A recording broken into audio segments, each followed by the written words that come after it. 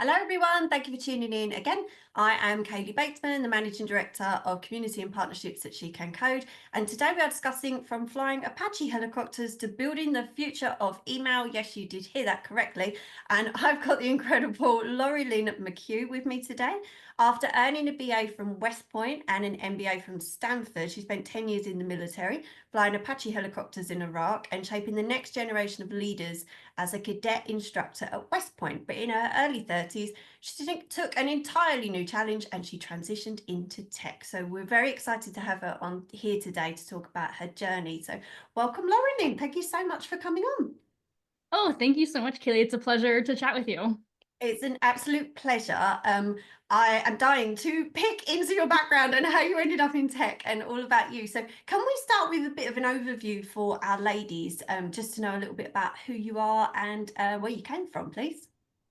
Yeah, sure. So I think that I'm a bit of an adventure seeker. So I love trying to find adventures wherever I can. So my first adventure was as an Apache pilot. So I flew Apache helicopters in the Army. I flew in Korea and Iraq and just had an amazing time. Had a blast doing that. And then my next adventure was a little bit different. I moved into the startup world. I worked at Slack, which was a rocket ship just taking off into the unknown. And now I'm working with AI, which I kind of think of as the adventure of today. Um, I like kind of going into the unknown, trying something new.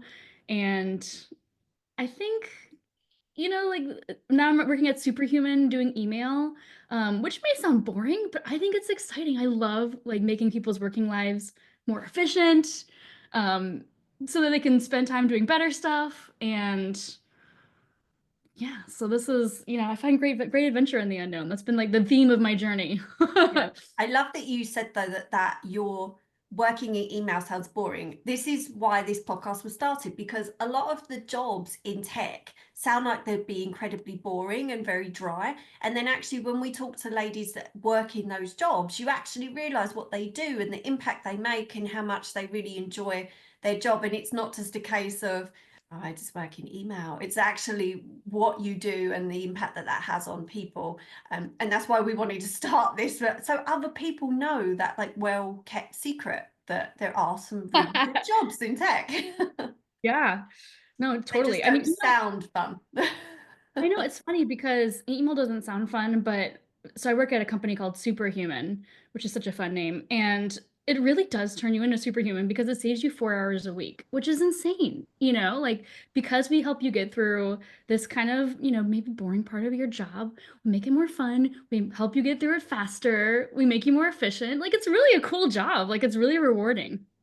Yes, yeah, and I love that you said it is really rewarding. It really is that you get to see the impact that that actually makes on people.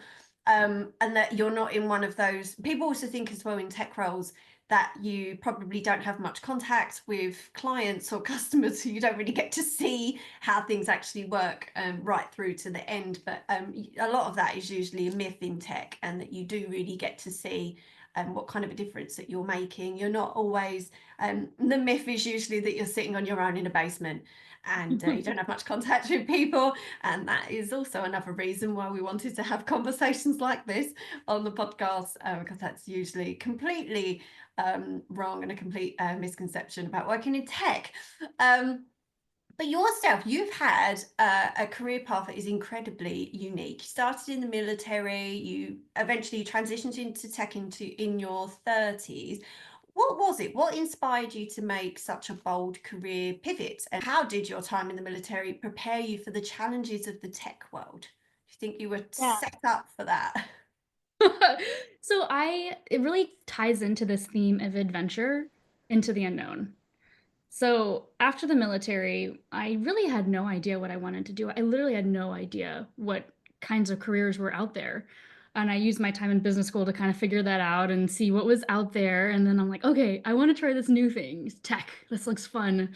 And I think the military did help prepare me for this because the military sends you into like some really crazy scenarios. You know, you're in the middle of the desert in Iraq, like circling around saying, okay, what do I do with this bad guy? Like, I don't know, let's figure this out. And so that idea of having confidence in the unknown, being excited by the unknown, this maps to everything. And that's really, I think, what helped prepare me for these challenges in the tech world. You know, I get a new hairy problem and I'm like, okay, here we go. We're in the middle of the desert. Let's see how we handle this one. I love that comparison. So there must be so many people in tech listening to this now going, yes, that is sometimes how I feel in the middle of the desert. How are we going to solve this problem? Gosh, totally.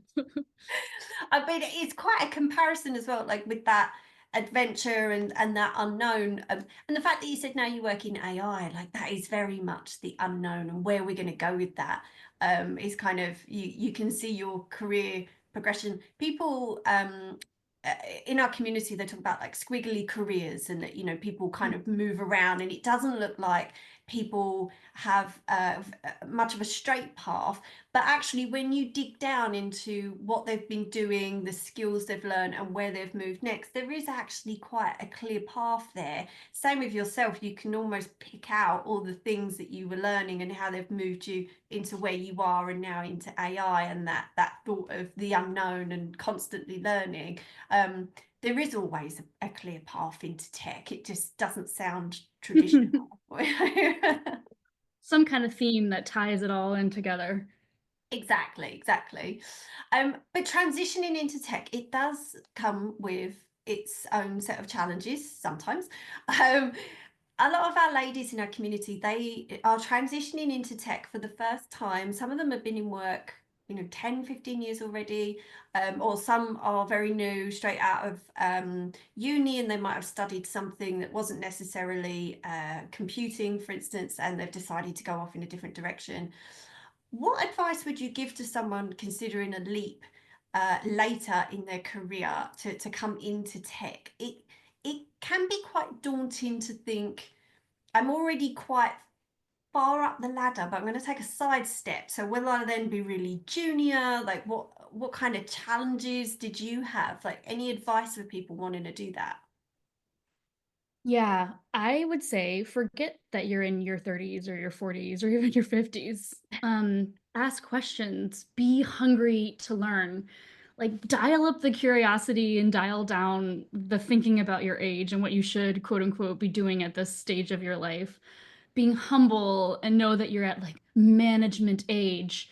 You aren't necessarily at management experience in this particular field. And don't worry because that latter piece, it might catch up. Don't panic. Or maybe you'll pivot again and it just won't matter. I really think the world is better. Your professional world is better when you forget your age and just adopt a beginner's mindset. I love that. That's a brilliant quote. Yes, to forget your age and just think of the mindset.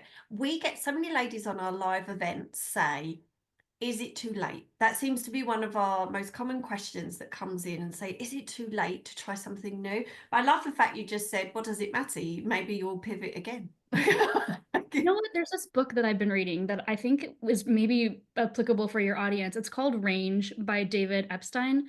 And it talks about how sometimes people who specialize later in life actually do better. Like there's some people who specialize, you know, when they're like six. And that's great. And they may be really great in the established way of doing things. But there's these people who come in from a different field with these different analogies in their mind and these different backgrounds. And they completely change the field that they're entering into because they have all these new perspectives and experiences. And these are the people that change things, that make things like go in a different direction, that are the vanguard of this new field. And I think that's really an underappreciated superpower, really. Yes, definitely. And so many companies would really benefit from those type of people. And that's something that we advocate here, for giving people a try if they are transitioning into tech for the first time. Because you're right, it's not to be looked at as, oh, you're in tech and you've only just been in like a year or a couple of years. You actually bring all of those skills with you wherever you were, and now, and also you've had the mindset of wanting to transition into tech and try something new. So you're unique in that way anyway, that you're kind of thinking, actually, I'd love to keep learning and I'd love to try something new. There aren't many people in their careers who are sort of thinking, I'm just going to try something new. A lot of people just kind of stay on that one path, and a year at the end of the year, you regret that you haven't done anything new. So companies really want to grab hold of those people that are like yourself, just love adventure and trying something new, and training them up in the areas that they need them to have skills. Instead of thinking that those people might lack in certain areas because they haven't been in tech that long. Definitely more companies, we do advocate for that. More companies should look at ladies that are transitioning into tech. Yourself, though, you've worked in two male-dominated fields, shall we say, military and tech. How has your experience as a woman shaped your perspective in these industries, and what lessons have you learned along the way? So I think I might answer this question with two completely different answers. And the first part is going to be women are amazing at forming connections, and let's use that superpower. And the second part is going to be, in some ways, it's not worth thinking about it a ton, which are kind of different. So let me think about the first thing. So I've been the minority in most of the fields that I've worked in. In the military, it was maybe around, at West Point, it was about 15% women. And so I don't know what it is in tech, but it's probably around the same thing. It's low. And yeah, Yeah. it's low. And when you're in the minority, you have to have your tribe. Um, and women are really good at finding their tribe. Now, this may be a tribe of women. I think it's great to have, your gal pals that you can talk about stuff with. But women are great at making friends with men and women. Yeah. You just have to have an in group when you're in the minority, a place where you can relax, where you can be yourself, you can talk through things.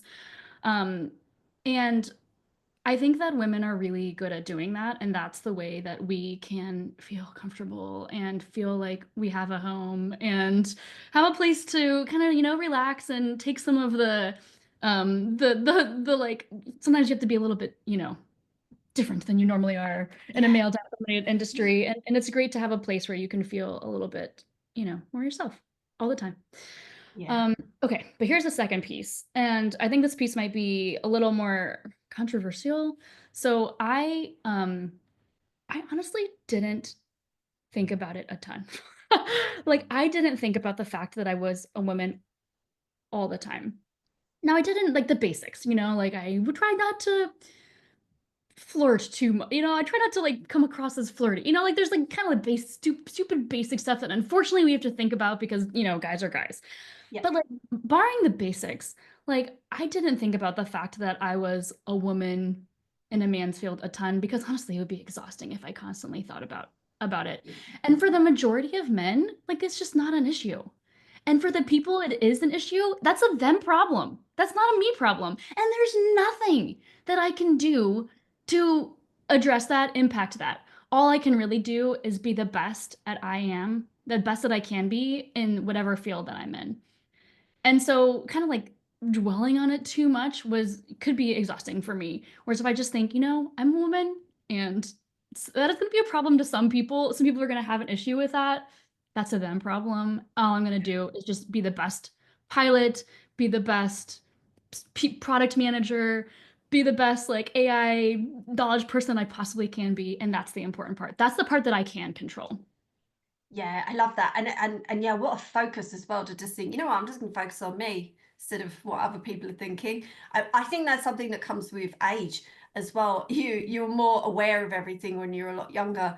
But yeah, it's great that you never had to think, you know what, I don't even know why I'm having to be thinking I am a woman in a male-dominated field, and that you were just able to focus on your self, and keep moving and just being really good at what you did, and still do now.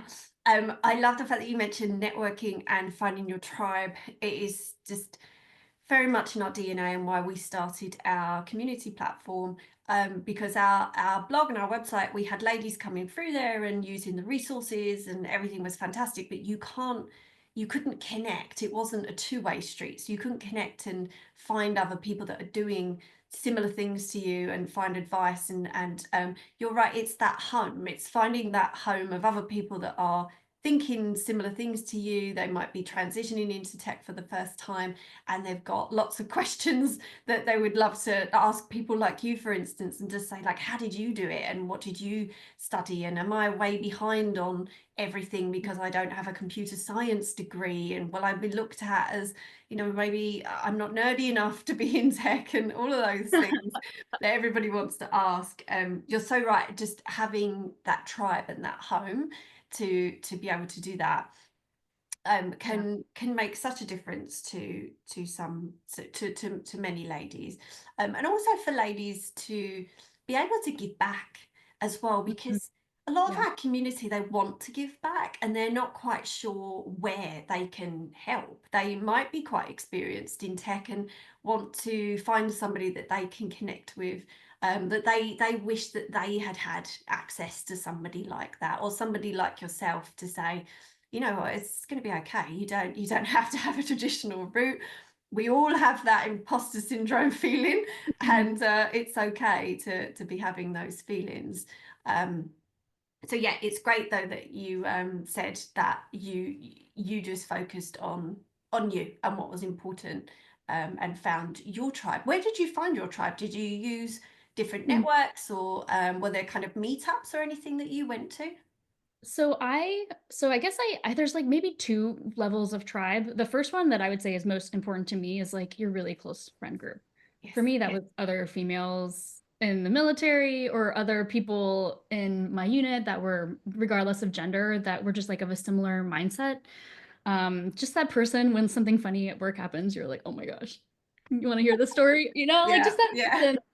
Or like, it's the person like at work when something crazy happens in all hands, you're the one that like you slack them. You're like, oh my gosh, did that happen? Like just Like you can someone. shoot them an eye across the room, and without Yeah, saying yeah, anything, they know what's going on, and they're like, "Oh God." totally. And that just brings work life to life, like Yeah, it makes you feel like a human, you can human where you work, and that, so I've often found my tribe, my immediate tribe, like right where I am. I will say I also have like expanded my network, and I don't think of it as like as like building a network, because I hate, like when I first heard the term networking, like, whoa, I was like, oh, I hated it. yeah. A lot of people are like, "No, that's not for me." Yeah, I do not like that. But I took a class once that talked about networking as connecting people, like other people. Yeah, And so you find someone and you talk to them because you're a curious person, and it's great to talk to people and learn about them, and they're like, "Oh, I really am super interested in XYZ." And you're like, "Okay," you file that in your brain. And then, half a year later, you're talking to another person and they're like, "Oh, I'm just so interested in this, and I really want to find somebody else who's interested in XYZ." And you're like, "Paching!" Like connection made, and you're like, "This is so yeah, great because now I can connect these two people." It's just really exciting and fun, and I love it. Now I love quote unquote networking, but I don't think of it as that. Like you can do this inside your own company. You find your person in each department, your pal in people ops or your friend in finance, like who's your super bud in sales. And then, expand beyond your company into other industries, into other generations. I'm part of a group of people in my business school class that are in different industries, and we like get together and I'm like, wow, that is the problem that you're thinking about now. That's so interesting. Like what yeah, a crazy career path. I'm also part of a group of women of different ages. And it's interesting to think like, oh wow, that's something that I will be thinking of in a couple of decades, or like, she's experiencing this problem that I had, 5 years ago. Like how interesting. It's so rewarding to kind of like grow your connection to the world in these, in all these different ways. And I will say, like, I don't think this is the goal, but somehow it always ends up providing the right information or the right contact at the right time. Like, I yeah, would always meet somebody in a new department, and then a week later, we'd be like, oh my gosh, we have to work on a project together. How crazy is this? And we already, like, have formed this bond, and we already know each other, like, in yeah. this casual, friendly manner. It's so great. Yeah, like the universe was talking to us, like, "Oh my God, we were meant to do that." we Yes. see together in that way. I love that. And now you have that contact.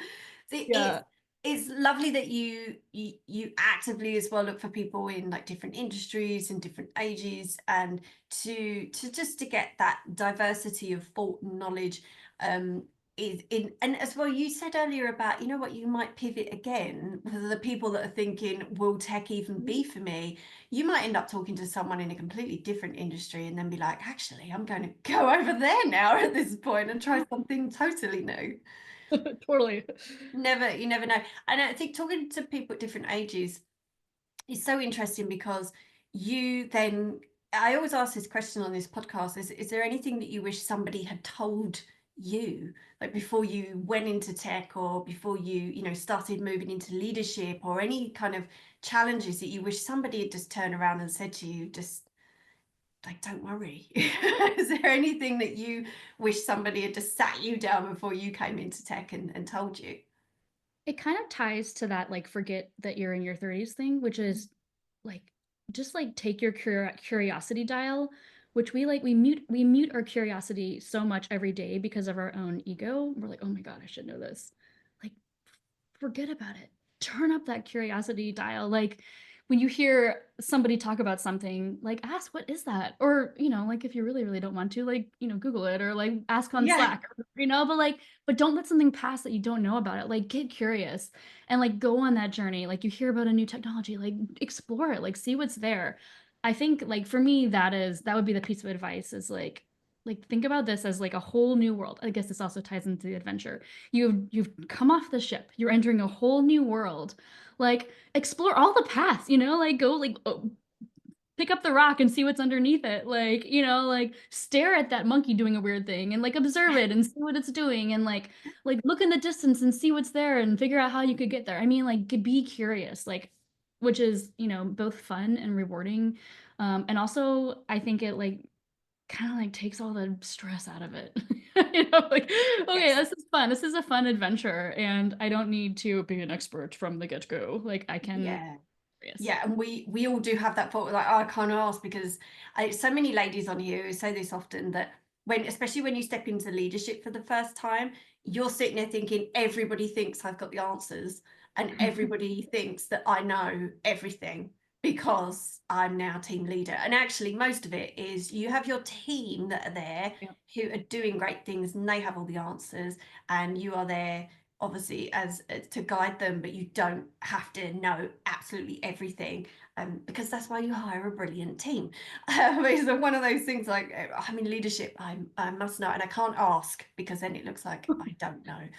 Which is so funny because when like think about a great leader, like are you thinking about someone who's like making the decisions at every call, or are you thinking about someone who has a great team, who listens to that great team and takes their input and like gets excited when what somebody on their team has a great idea and runs with it? Like you're thinking about the latter. You're not thinking about someone who's like, oh, I'm a genius and I have all the ideas. It's so funny that like our own perception of us as our own selves as a leader is different than what like we observe as a great leader. Yes, yes, exactly. And also, like those challenges that you seem, I mean, you're a very curious person anyway, but I love the fact that you frame it as like it's fun. It's not, you know, having to be a serious leader, or like learning something new should be framed as fun. And I suppose some of that comes as well from transitioning from one sector to another, transitioning from the military. I used to talk to a lot of people in a previous life, a previous role, about transitioning from military into tech. And there was almost that you learn so many good skills, as you said, like you can transition over to tech. But it's also that kind of, a lot of them used to say, I don't actually know where I fit in terms of like Mm. the if I join in a corporate, where do I fit on the corporate ladder? Because actually I've been a leader and I know all these skills, but I'm coming back into civilian life and I don't know where I sit, but I know I can do it. It's just finding a way to express, you know, all of those skills and show that you can do it. Did you find that at all a challenge, or were you just like, did somebody help you to transition into your role and then just you kind of took hold of it? I think I heard a helpful analogy when I was starting. I don't remember who told me it, but it was like, okay, if you took the CEO of the biggest company in the world and you put them in the military, would you want that person to be a general? Like, No, they don't have the domain expertise. Like Yeah. now if they were in the military for a while, like would they probably rise in the ranks really fast? Yeah, they probably would. Would they maybe someday be a general? Sure. But they have to have like even some like there's like two, there's the leadership experience and potential, and then there's the domain expertise. And like so just understanding that like hey, you yes, you have the leadership experience, but you don't necessarily have the domain expertise, and you have to combine those two. Yeah. And eventually, but like it's not going to be like, oh, you have to go straight from the bottom all the way again. Like, it is going to be an accelerated path, and eventually the two may match in level. Yeah. And great, but don't stress about the pace, and don't stress if they do match. um yeah, I think that's like what helped me think about this and kind of like feel humble, Yeah. And finding like your way. dial down the ego and like thinking about that and dialing up the curiosity helped me. Yeah, I love that. Just don't stress. Just don't stress about it. Just keep Which is moving really and good hope advice for everything in life, if we're yeah. honest. Yeah, very much. Um, so as somebody who has broken barriers, how do you think organizations can better support women pursuing leadership roles in traditionally male-dominated fields? And I want to ask you a little bit about AI in a minute and what Superhuman is doing around that. But do you think organizations can work better with ladies to pursue leadership roles in male-dominated fields? You haven't really had much of a problem yourself, so what do you think? Oh, I totally think they can. And you kind of already mentioned it, which is I think that your organizations can provide mentorship and coaching. So they can provide mentorship from within. For example, Slack had this great program where senior women at Slack would mentor other women in the company. And that was a way to kind of like develop and promote their natural leadership and help them rise from within. Some companies they offer coaching benefits. Some companies they have employee resource groups, ERGs for women, and they offer classes or speakers for those ERGs. It's a place to like ask questions and get advice and kind of like get the good tidbits that you need. I think mentoring and coaching are power ups for women. Yes, definitely. We have a mentoring program at SheCanCode, and we had to bring the launch forward because so many people wanted to be a part of it. People want to give back and be a mentor. They want to find a mentor themselves. It's so awkward to find somebody sometimes. And you don't want to just reach out sometimes to random people on LinkedIn and be like, will you be my mentor? And then they say no, or it doesn't go well, and all of those things. So we started connecting people inside our community to be able to do that, because it's so important to find people that can help, or ways that you can help people as well. So definitely, and I think another great one is sponsorship and male allies. I've had some brilliant male Mm. sponsors throughout my career. When looking back, they've all been men that have said the right things about me in the room when I'm not in the room, that have just kind of pushed me in the next direction. And it's so important to have those as well in your network, as just brilliant male allies that push you forward for other Yeah, things when you're not there. totally. I totally agree. I wanted to ask you a little bit about Superhuman. So Superhuman is at the forefront of integrating AI into email. We've already busted the myth that working on email is not boring.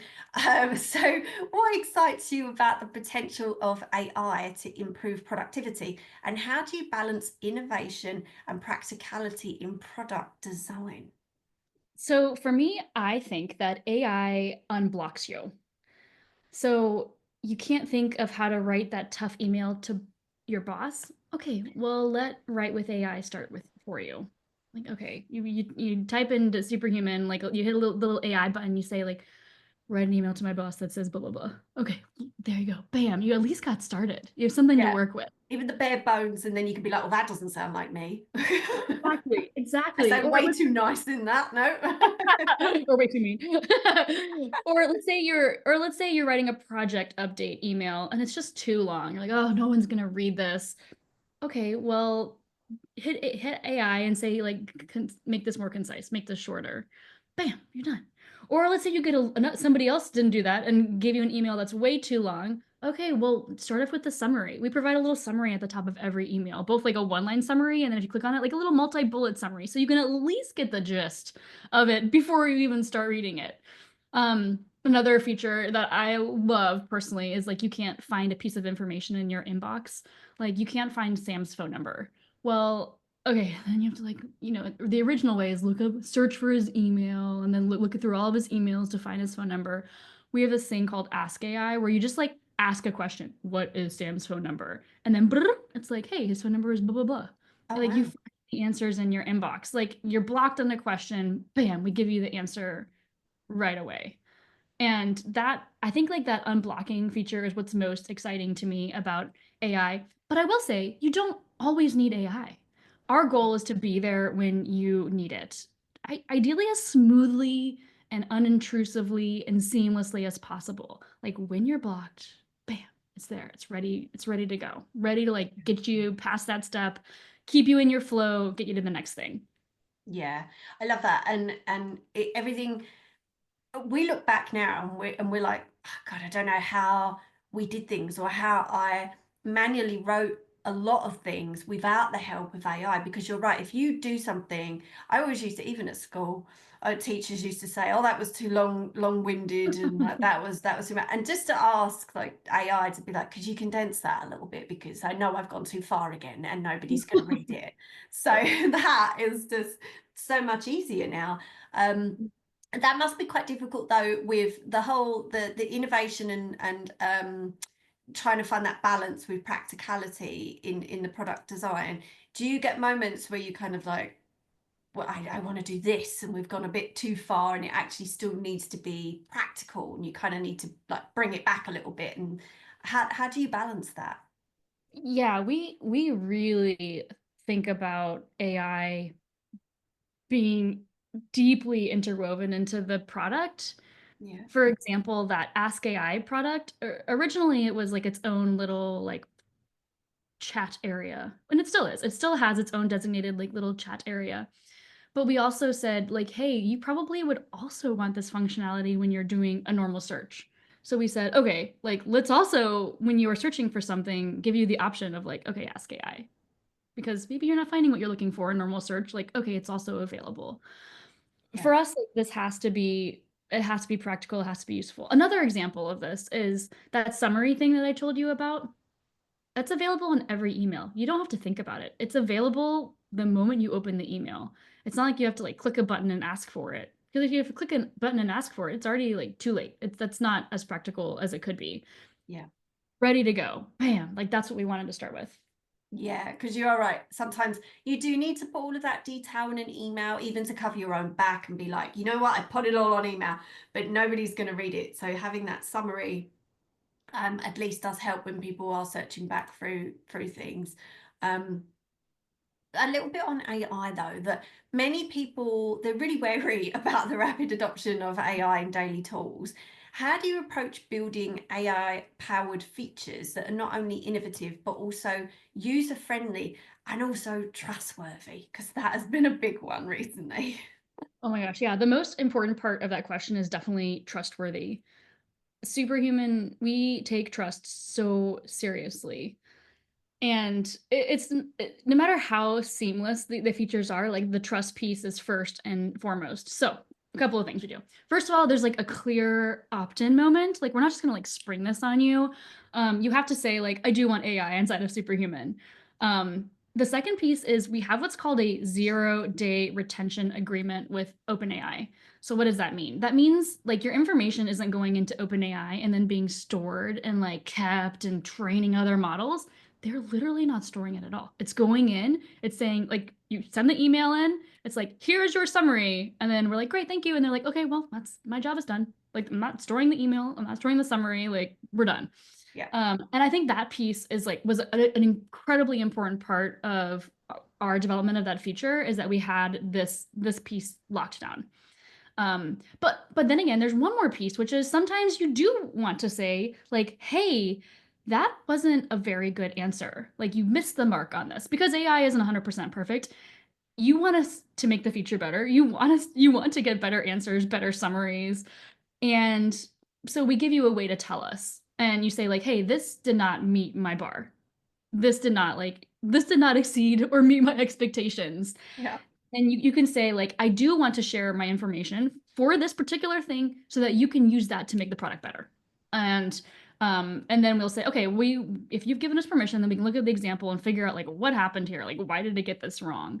And then we can go back and make the product better and work to improve it. So your experience is better later on, and then we increase the trust again. Superhuman AI, it's like ungrained, it's trustworthy. That's the most important part for us. Yeah, it's just such a big thing to put people at ease. That like we share so much information everywhere nowadays, and it's kind of like, yeah, but where is it? What are they doing with it? What are they going to send me? What kind of ads are they going to try and send me because of something that I've put in an email? And all of those things where you're like, what are they storing, or what kind of picture are they building of me? And we do that all the time with so many things that we have to share freely. But yeah, as you mentioned at the start, email and your role is not what people would call the traditional boring techie role. It is something that sounds super interesting, and AI, the world is kind of your oyster at the moment.